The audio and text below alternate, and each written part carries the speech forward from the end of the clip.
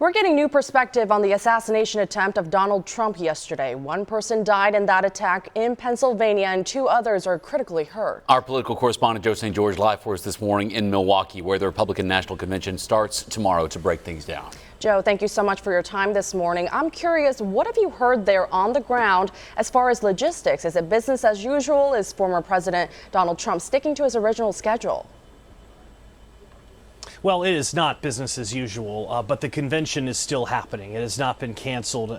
The question now is, how does the tone, the tenor change as a direct result of this? Obviously, if you're a primetime speaker, you're going to be rewriting portions of your speech as a direct result of what unfolded in Western Pennsylvania on Saturday evening. Are elements of the program taken out? Are elements added? Are there prayer elements added? All things that the RNC will be working through today. They have about 24 hours or so until this convention gets underway. But former President Trump has indicated that he still plans on being here.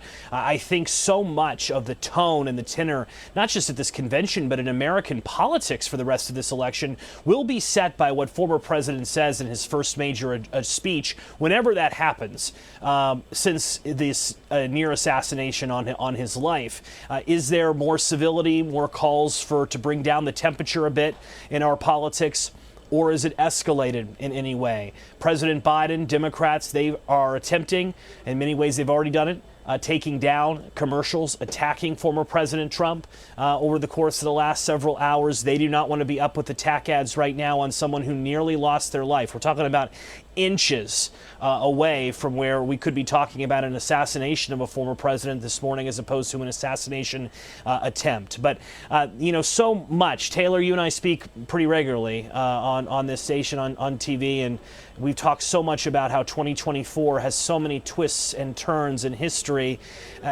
It's been a remarkable campaign to cover. Last evening, it became a sad campaign to cover with political violence coming to a Trump rally in Pennsylvania, guys.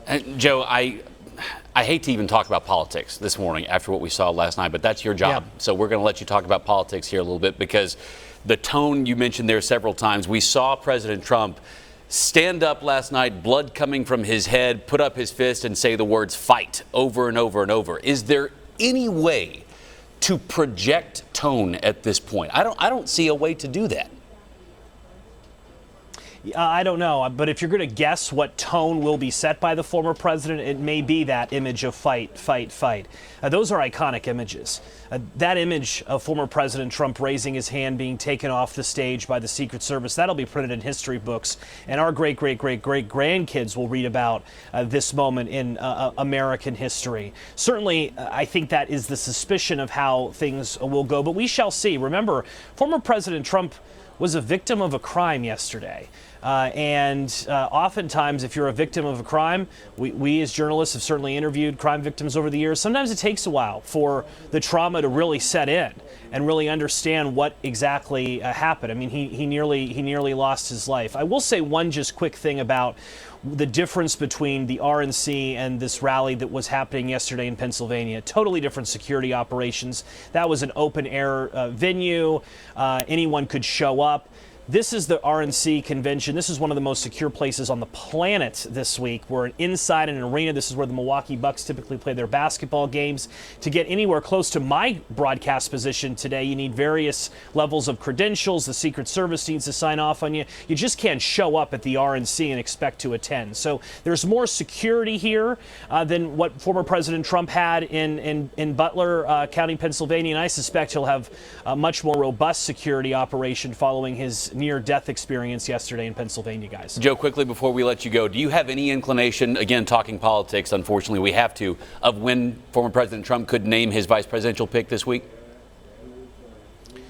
Certainly all eyes were looking towards Monday, but again, how does the schedule change? Right. I think you got to throw out the whole plan that you had in place now after this event. That it may be delayed a bit. It's certainly possible that we would get that. It's going to happen here in Milwaukee. We just don't know when. The finalists again, guys: Senator J.D. Vance of Ohio, Senator Marco Rubio of Florida, Governor Doug Burgum of North Dakota, or it could be a wild card, someone that we're not even talking about. We'll cover that angle. But as you guys noted, politics this morning, it just feels odd to cover. It does. A human life was lost in Pennsylvania yesterday. It does. Joe St. George live for us this morning in Milwaukee. Joe, thanks as always.